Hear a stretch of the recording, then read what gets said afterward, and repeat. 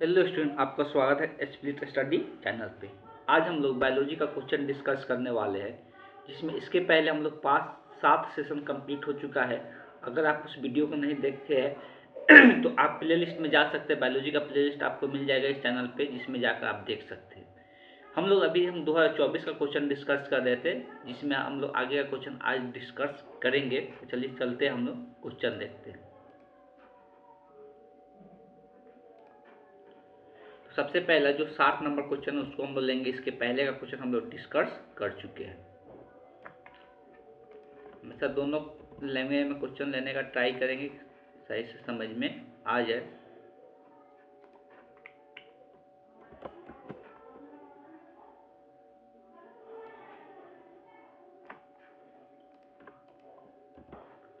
अब यहाँ पे बात किया जा रहा है किसका, तो निम्नलिखित में से किस रक्त कोशिका को PMNL कहते हैं। तो किसको हम लोग PMNL कहते हैं, इस बात को बताना है।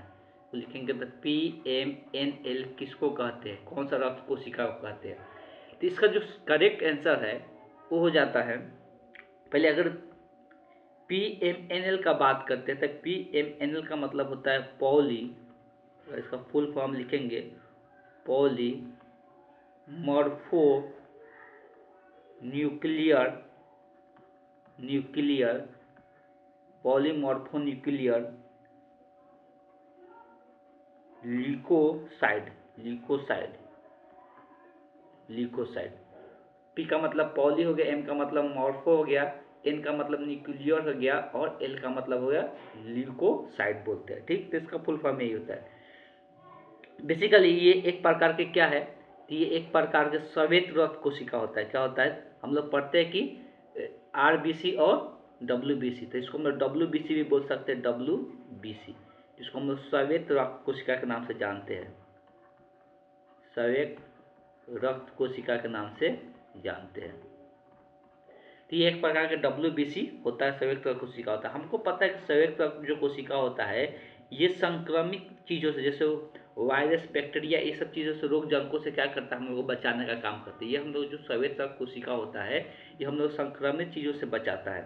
तो यहाँ पे जो PMNL के तरह रक्त कोशिका में कौन काम करता है, तो इस बात को ध्यान में रखना, ये करता है न्यूट्रोफिल। ये कौन काम करता है, न्यूट्रोफिल काम करता है। ठीक है, बाकी ये सब जो लिम्फोसाइट होता है और मोनोसाइट होता है, ये भी एक प्रकार के क्या होता है, श्वेत रक्त कोशिका ही होता है। अब प्लेटलेट के बारे में सभी को आप लोगों को पता है कि प्लेटलेट क्या करता है, तो हम लोग को रक्त का थक्का जमाने में मदद करता है। प्लेटलेट का काम क्या होता है, तो रक्त का थक्का जमाने में मदद करता है। इस बात को ध्यान में रखना है। तो इस क्वेश्चन का जो करेक्ट ऑप्शन होगा, option see the correct option हो जाएगा। चलिए चलते हैं, नेक्स्ट क्वेश्चन देखते हैं।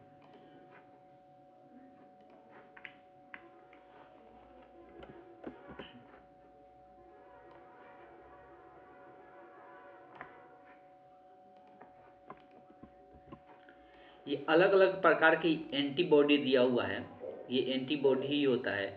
ठीक है, और इसका निर्माण कहाँ पे होता है, इसके बारे में हम लोग बुक में भी लिखवाए थे। ये अलग अलग प्रकार के क्या होता है, एंटीबॉडी होता है। इसका निर्माण अलग अलग जगहों पे देखने को मिलता है, और इसको हम लिखवाए भी थे एक बार कि सबका निर्माण कहाँ कहाँ पे होता है। इसका फुल फॉर्म भी सबका लिखवाए हुए हैं, एक बार जाकर देख लिया जाए जो लिखवाए हुए। ऐसे हम थोड़ा बहुत बता देते हैं। हम बात करते हैं इसमें 5 प्रकार के हम लोग देखते हैं। एक होता है IgG। IgG जो होता है ये सेरम में होता है। कहाँ पे होता है, सेरम में होता है, ये सेरम में होता है। अगर बात करते हैं IgM, एक होता है IgM, तो ये पाया जाता है रुधिर में, ये रुधिर में होता है। और होता है IgA। IgA जो होता है बहुत जगहों पे देखने को मिलता है, लार में देखने को मिलता है, पसीना में भी देखने को मिलता है, और आंसू में भी देखने को मिलता है। ठीक है, तो आंसू में भी देखने को मिलता है। एक होता है IgD जो लिम्फोसाइट के ऊपर पाया जाता है। कहाँ पे पाया जाता है, तो लिम्फोसाइट, अभी हम लोग देखेंगे लिम्फोसाइट श्वेत रक्त कोशिका का ही पार्ट होता है, तो लिम्फोसाइट के ऊपर पाया जाता है। एक और होता है IgE, तो ये जो होता है ये भी सेरम में ही पाया जाता है। ठीक, तो ये भी सेरम में होता है। तो इस बात को ध्यान में रखना है। बाकी जो यहाँ पे क्वेश्चन पूछा हुआ है, तो ये क्वेश्चन पूछा हुआ है कि कोलेस्ट्रॉम में कौन सबसे ज़्यादा मात्रा में पाया जाता है? कोलेस्ट्रॉल में सबसे ज़्यादा मात्रा में कौन पाया जाता है, पूछा है। सबसे पहले अगर कोलेस्ट्रॉल का बात करेंगे तो कोलेस्ट्रॉल कहाँ पे पाया जाता है? कोलेस्ट्रॉल का बात करते हैं तो कोलेस्ट्रॉल कहाँ पे पाया जाता है? तो कोलेस्ट्रॉल एक प्रकार का दूध होता है जो मादा के शिशुओं को पिलाने के लिए, मादा के जो दूध बनता है जो अपने बच्चे को पिलाने के लिए बनता है, उसी में कोलेस्ट्रॉल पाया जाता है। लिख सकते हैं ये, मादा के दूध में। ये कहाँ पे आ जाता है? मादा के दूध में पाया जाता है कोलेस्ट्रॉल, ये शिशुओं को पिलाने के। और इसमें कोलेस्ट्रॉल पाया जाता है मादा के दूध में क्योंकि मादा के दूध में हमको पता है कि बहुत मात्रा में प्रोटीन और एंटीबॉडी का निर्माण होता है। और ये कोलेस्ट्रॉल में क्या होता है, एक एंटीबॉडी बनता है जो कि क्या करता है, बच्चे को प्रतिरक्षा तंत्र से क्या करता है, बचाता है, कोई भी घातक चीज़ों को बचाता है बच्चे से, किसी भी तरीका के घातक चीज़ों से ये क्या करता है, बचाता है। तो ये बच्चे में एंटीबॉडी का निर्माण करता है। बच्चे में नहीं, दूध में। तो दूध में एंटीबॉडी होगा तो बच्चे में भी क्या होगा, एंटीबॉडी का निर्माण करेगा। तो हम ये दूध के जरिए क्या होता है, तो बच्चे में भी एंटी, ऐसे हम लिख देते हैं, क्या कहता है, शिशु में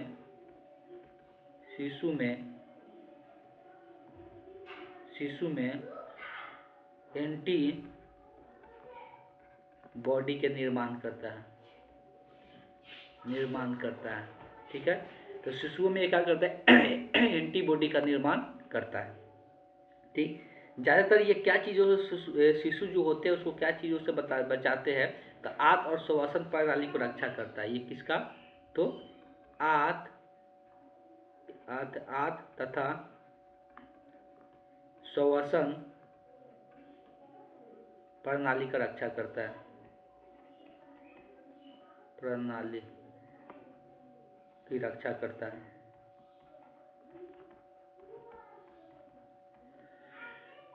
तो प्रचुरता मात्रा में कोलेस्ट्रॉल में कौन प्रचुरता मात्रा में इसमें से पाया जाता है, तो ये याद रखना, IgA पाया जाता है। कौन पाया जाता है, IgA पाया जाता है। तो इस क्वेश्चन का जो करेक्ट ऑप्शन होगा, option A the correct option हो जाएगा। चलिए चलते हैं हम लोग नेक्स्ट क्वेश्चन देखते हैं।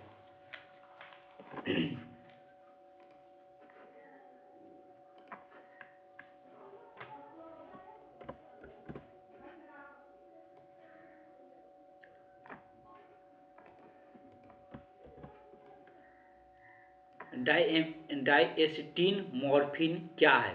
तो सबसे पहले तो ये पता होना चाहिए कि डाइएसिटिलीन मॉर्फिन का बात हो रहा है, तो ये एक नशीला पदार्थ है। क्या है, एक ये नशीला पदार्थ है, सबसे पहले ध्यान में रखना है। हम लोग लिख सकते हैं कि मॉर्फिन एक प्रकार क्या है, तो अफीम का आधारित नशीला पदार्थ है, हम लोग ये भी बोल सकते हैं। अगर बात करते हैं डाइएसिटिल मॉर्फिन, ये क्या है, तो एक नशीला पदार्थ है। यह एक अफीम आधारित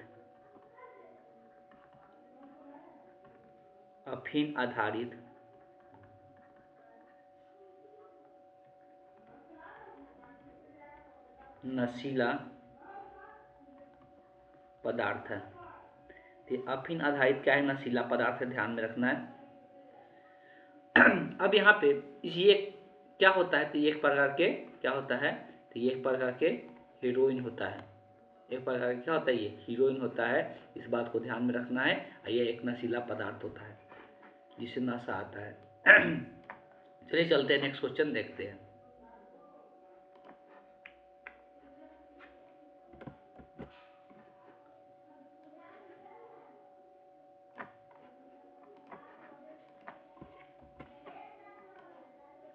आगे बात क्या है, विडान परीक्षण किस जड़ पुष्टि के लिए किया जाता है? तो विडान एक परीक्षण का नाम है जो टाइफाइड का जांच में प्रयोग किया जाता है। विडान एक परीक्षण का नाम है जो टाइफाइड के जांच में प्रयोग किया जाता है।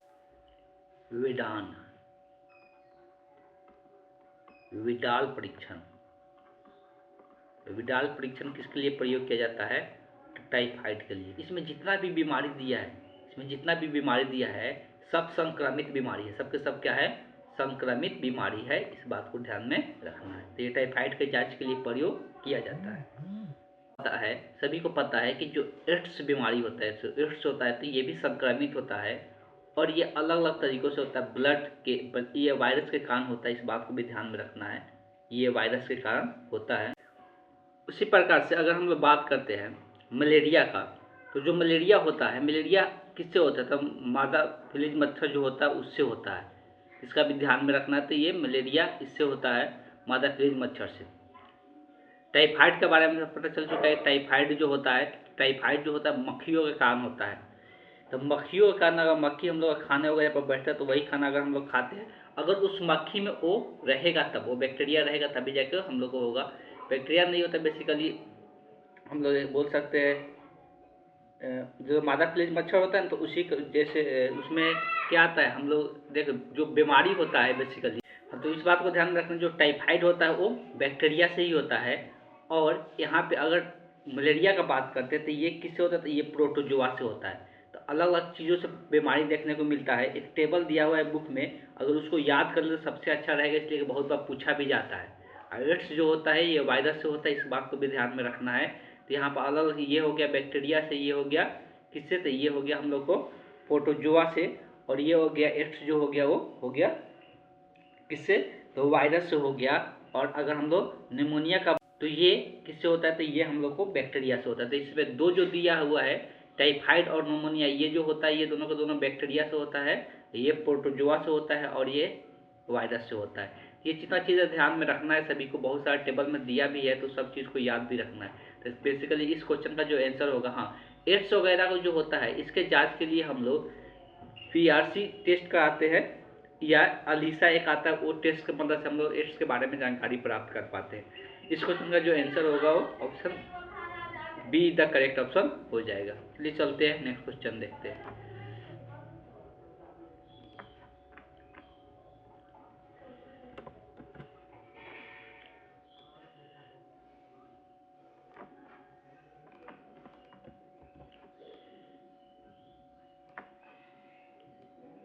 गर्भता के कितने माह बाद भ्रूण का पाद एवं अंगुली, पाद मतलब होता है पैर, अंगुली मतलब सभी को पता ही है, विकसित हो जाता है, पूछा है, ये बोला है विकसित हो जाता है।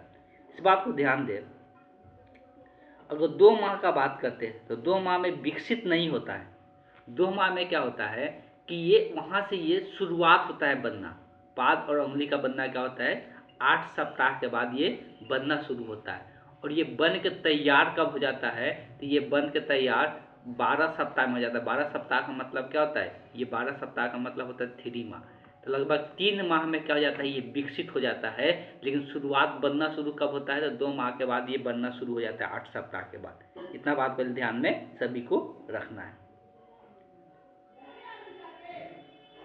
अब देखो, कभी कभी और भी क्वेश्चन पूछा जा सकता है। अगर बात करते हैं 5 माह के बाद, तो 5 माह में क्या होता है? बच्चे इधर से उधर, उसका जो भ्रूण होता है वो गतिशील हो जाता है, मतलब इधर से उधर गति करना शुरू हो जाता है। इधर से उधर क्या हो जाता है? गति करना शुरू हो जाता है। ठीक, तो बच्चे का जो गति अथी में, गर्भाशय में जो गति करना शुरू करता है वो 5 माह के बाद शुरू कर देता है। और 6 माह के बाद लगभग सारे अंग विकसित हो जाते हैं, उसका आँख भी खुल जाता है। ये 6 माह में बताया जाता है। ठीक, तो इस तरह से उसके बाद जो 3 महीना बचता है, 3 माह पूरी तरह से उसके विकास में सिर्फ टाइम लगता है, बाकी सारे अंग 6 महीना तक आ गए रहते हैं। इस बात को ध्यान में रखना है। तो बेसिकली इसमें बोला है कि विकसित होती है, तो विकसित अगर बोला है तब क्वेश्चन का आंसर जो होगा ऑप्शन बी हो जाएगा।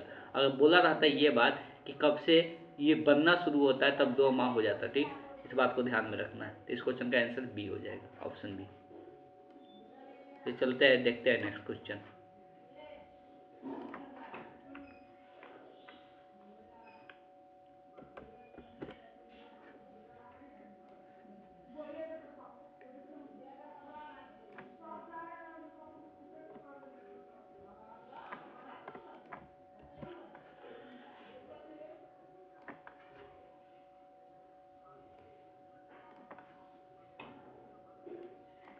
अगर बात करते हैं निम्नलिखित में से कौन भारी मात्रा में प्रोजेस्टेरॉन स्रावित करता है?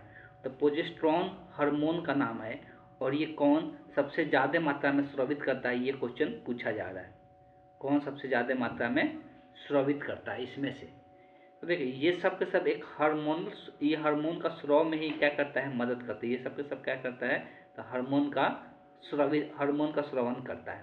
लेकिन अब यहाँ पे बात हो रहा है इसमें से सबसे ज़्यादा कौन स्रावित करता है, वो हम लोग को चूज करना है। सबसे पहले ये चीज़ ध्यान में रखना है कि ये प्रोजेस्टेरॉन एक प्रकार का होता है, फीमेल हार्मोन होता है। प्रोजेस्टेरॉन ये एक प्रकार फीमेल मादा में ये हार्मोन उत्पन्न होता है। और ये हार्मोन का काम क्या है, तो बेसिकली ये हार्मोन जो होता है वो क्या करता है, तो ये दो चीज़ों को कंट्रोल करता है। एक होता है गर्भावस्था गर्भावस्था तथा मासिक धर्म को नियंत्रित करता है, तथा मासिक धर्म जो पीरियड हो बोलते हैं हम लोग आम भाषा में, मासिक धर्म को नियंत्रित करता है। इसको ये नियंत्रित करने का काम करता है ये हार्मोन। तो ये हार्मोन का मात्रा सही मात्रा में हमेशा होना चाहिए, नियंत्रित करता है। और ये किससे निकलता है, तो बस यहाँ पर क्वेश्चन यही पूछा हुआ है कि ये किससे निकलता है। तो ये याद रखना है, ये किससे निकलता है, पित्त पिंड से निकलता है। ये किससे निकलता है, ये हार्मोन का स्राव कहाँ से होता है, तो पित्त पिंड से होता है। इस बात को ध्यान में रखना है। इसका मेन काम ही है प्रोजेस्टेरॉन हार्मोन का स्रावन करना। इसका मेन काम क्या है, प्रोजेस्टेरॉन हार्मोन का स्रावन करना। और ये प्रोजेस्टेरॉन हार्मोन क्या करता है, गर्भाशय की दीवार को भी क्या करता है, तैयार करता है। किस लिए, तो ऑब्वियस है कि अगर वहाँ पे बच्चा पलना शुरू होता है, अगर निषेचन का घटना होता है तो गर्भाशय की दीवार बनना जरूरी होता है। तो गर्भाशय की दीवार को कौन निर्माण करने में मदद करता है, तो प्रोजेस्टेरॉन हार्मोन ही निर्माण करता है। और ये किससे निकलता है, पित्त पिंड से निकलता है। सभी पित्त पिंड से ये निकलता है। तो ये पित्त पिंड से स्रावित होता है या निकलता है बोल सकते हैं। बात समझ में आ गया। तो इस क्वेश्चन का जो करेक्ट ऑप्शन होगा, option see the correct option हो जाएगी। चलिए चलते हैं नेक्स्ट क्वेश्चन देखते हैं।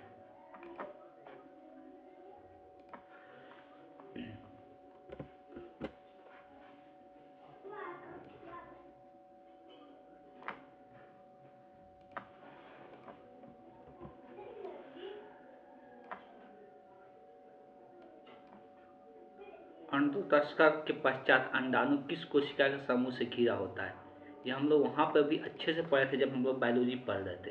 बेसिकली होता क्या है, अगर हम लोग फीमेल रिप्रोडक्टिव सिस्टम बनाते हैं तो फीमेल रिप्रोडक्टिव सिस्टम का स्ट्रक्चर कुछ इस प्रकार का हम लोग को देखने को मिलता है। ठीक है, इसको हम लोग फुलोपियन नली के नाम से जानते हैं, इसको हम लोग गर्भाशय के नाम से जानते हैं, इसको योनि का नाम से जानते हैं, इधर बाहर वाला हिस्सा को। अब यहाँ पे होता क्या है, यहाँ पर भी अंडप का निर्माण होता है, यहाँ पर अंडाणु का निर्माण होता है। तो यहाँ पे जो अंडाणु का निर्माण होता है, जब ये अंडाणु यहाँ से निकल के इस नली में आता है, तो जब अंडाणु यहाँ से निकल के इस नली में आता है तो उसी को हम लोग नाम क्या देते हैं, अंडोत्सर्ग के नाम से जानते हैं, ओवल्यूएशन के नाम से जानते हैं इंग्लिश में। जब ओवम जो अंडाणु होता है, जो ओवम होता है, उसका एवोल्यूशन होता है, मतलब यहाँ से निकल के जब प्रोपेन नली में आता है तो उसी को हम अंडोत्सर्ग के नाम से जानते हैं। तो वो किसी कोशिका के समूह से क्या होता है, घिरा हुआ होता है। वो किसी कोशिका के समूह से घिरा हुआ होता है। और उस कोशिका के समूह को हम लोग जिससे घिरा हुआ रहता है उसको हम लोग कौन सा कोशिका कहते हैं, तो एरियल कोशिका कहते हैं या कोरोना कोशिका के नाम से जानते हैं। ये हम लोग वहाँ पे कोरोना आया भी था, तो इसको हम लोग कोरोना रेडिएटा के नाम से जानते हैं, कोरोना रेडिएटा के नाम से जानते हैं, जिससे ये अंडक जो होता है वो घिरा हुआ रहता है। तो कोरोना रेडिएटस याद रखना है, रेडिएटा, कोरोना रेडिएटा इसको बोलते हैं। तो इसी से ये क्या होता है, यही एक कोशिका होता है जो उसको अंडाणु को घेर के रखता है, अंडाणु को क्या करता है, घेर के रखता है। ठीक, इस क्वेश्चन का जो करेक्ट ऑप्शन होगा, option A is the correct option हो जाएगा। बात समझ में आया। ये अंडोत्सर्ग का मतलब समझ में आ गया क्या होता है, जब अंडाणु क्या होता है यहाँ से निकल के फुलोपियन नली में जाता है तो उसी को हम लोग क्या कहते हैं, अंडोत्सर्ग के नाम से जानते हैं। तो चलते हम लोग नेक्स्ट क्वेश्चन देखते हैं।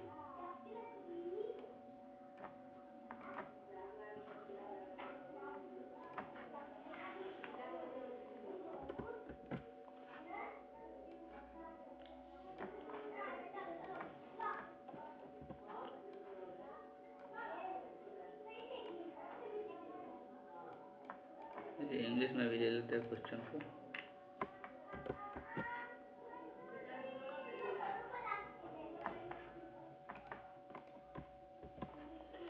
अब यहाँ बात किया जाए निम्नलिखित में कौन कोशिका अगुणित है, कौन कोशिका अगुणित है पूछा जा रहा है।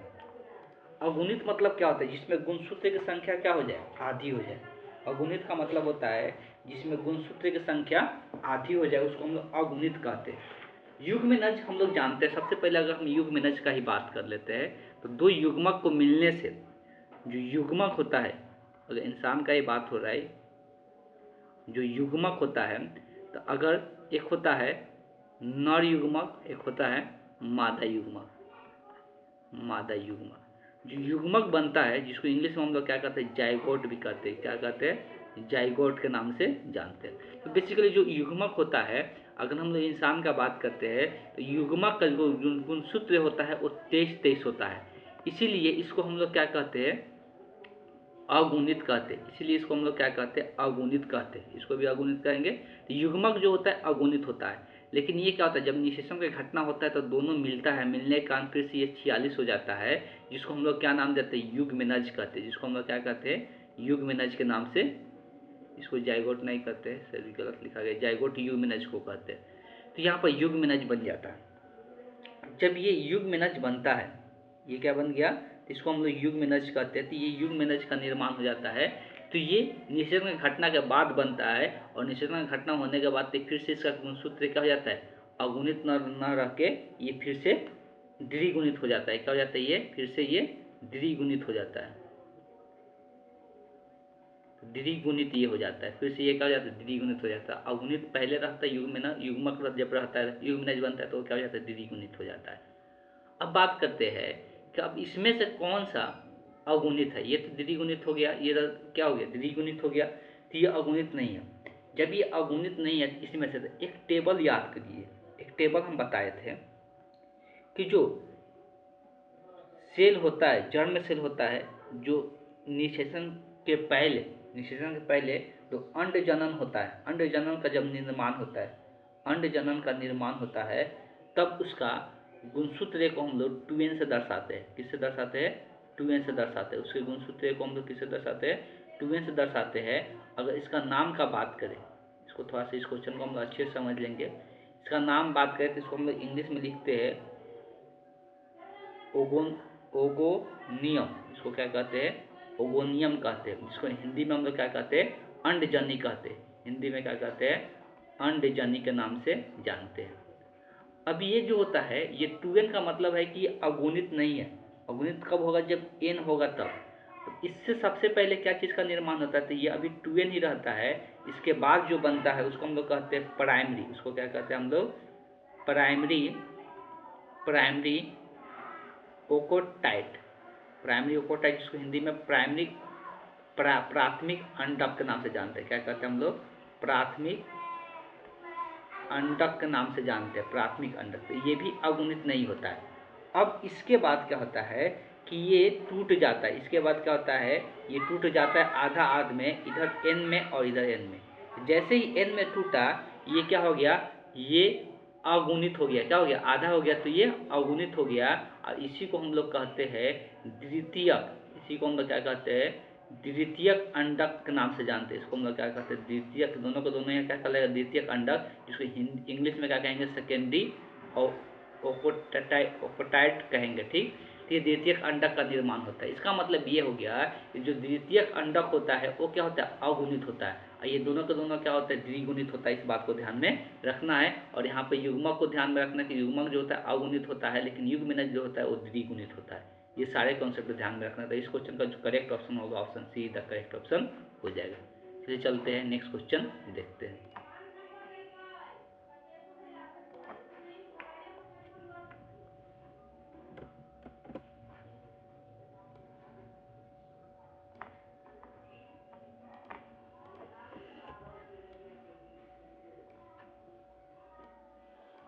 अब हम लोग बात कर रहे हैं गर्भ निरोधक गोली का। किसका, गर्भ निरोधक गोली का, जो गैर स्टेराइल है, गैर स्टेरॉइड है। देखो, गर्भ निरोधक जो गोली होता है, तो अभी के डेट में जो गर्भ निरोधक गोली जो सबसे ज़्यादा फेमस है, जो कि बहुत कम नुकसानदायक होता है, वो कौन सा होता है, सहेली होता है। तो ये जो गर्भ निरोधक गोली है, जो गैर स्टेरॉइड है, वो कौन सा होता है? सहेली होता है। इस बात को ध्यान में रखना है। तो ये सहेली ही होता है जो कि दवा के रूप में लिया जाता है। गर्भ निरोधक गोली कहीं पर भी आपको मिल जाता है। इसको हम लोग क्या कहते हैं? तो इसको हम लोग गैर एस्ट्रोराइड के नाम से जानते हैं। अब गैर एस्ट्रोराइड का मतलब क्या है? तो एस्ट्रोजन हार्मोन, जो एस्ट्रोजन हार्मोन का ये क्या करता है? उसी में चेंजिंग लाता है, उसी में उसको नहीं बनने देता है, उसी काम में ये बाधा लाता है। इसीलिए इसको हम लोग कहते हैं गैर एस्ट्रोलाइड के नाम से जानते हैं। तो इसको हम लोग सहेली बोलते हैं। तो इस बात को ध्यान में रखना, इसको बताए भी थे। चलिए चलते हैं, नेक्स्ट क्वेश्चन देखते हैं। ये क्वेश्चन याद रखने वाला है, इसको याद रखा जाए, बता देते हैं सिंपल इसको।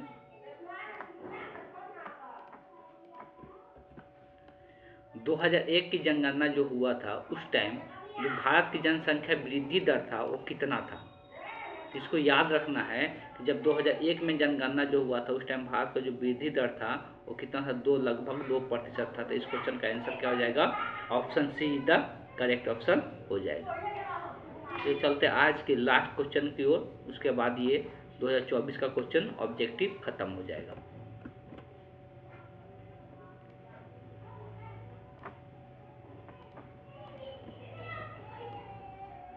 पूछा निम्नलिखित में से कौन अंडगर्भाशयी युक्ति हार्मोन मोचक है? तो अंडगर्भाशय मतलब गर्भाशय के अंदर इसको क्या किया जाता है? स्थानांतरित कर दिया जाता है, जिससे क्या होता है? निषेचन की घटना नहीं होती। ये महिलाओं के लिए यूज किया जाता है और इसको क्या किया जाता है? गर्भाशय के अंदर निषेचित कर दिया जाता है, मतलब इसको भेज दिया जाता है। जिससे क्या होता है? जिसको हम आईडी, जिसको एक और नाम से हम लोग जानते भी थे, इसको हम लोग क्या कहते थे? IUD। इसको हम लोग क्या कहते थे? IDU के नाम से जानते थे। IUD के नाम से जानते थे। यही एक प्रोसेस होता है जो कि महिलाओं की योनि के द्वारा उसके गर्भाशय में ये डाल दिया जाता है, जिससे निषेचन का घटना, संबंध बनाने के बाद भी निषेचन का घटना नहीं होता है। तो इसमें पूछा है कि कौन ऐसा है कि अंतर्गर्भाशयी युक्ति हार्मोन मोचक की तरह काम करता है। इसमें जो है ये कौन काम करता है? तो LNG20 काम करता है। कौन काम करता है? LNG20 काम करता है, जो कि गर्भाशय में डाली जाती है और हार्मोन लेगोनोग्रेस्टोल की छोड़ती इसमें से एक हार्मोन निकलता है। यह एक हार्मोनिक युक्ति है। ये कैसा युक्ति है? एक हार्मोनल युक्ति है। ये जब अंदर शरीर में डाल दिया जाता है गर्भाशय के अंदर, तो इसमें से एक हार्मोन स्रावित होता है जो क्या करता है कि निषेचन की घटना को रोकता है। जो क्या करता है? निषेचन की घटना को रोकता है। तो ये युक्ति अपनाया जाती है। लगभग ये एक बार डाल दिया जाता है तो 5 साल तक निषेचन की घटना लगभग नहीं होता है। 5 साल तक। और सब युक्ति जो अपनाया जाता है ये ज़्यादा कारगर नहीं होता है, लेकिन ये बहुत ज़्यादा कारगर है। तो ये यूज किया जाता है LNG20। इस बात को ध्यान रखना है। तो इस क्वेश्चन का जो करेक्ट ऑप्शन होगा, option be the correct option हो जाएगा। चलिए चलते हैं, आज का सेशन यहीं पर ख़त्म करते हैं। नेक्स्ट क्लास में हम आगे का ऑब्जेक्टिव डिस्कस करेंगे।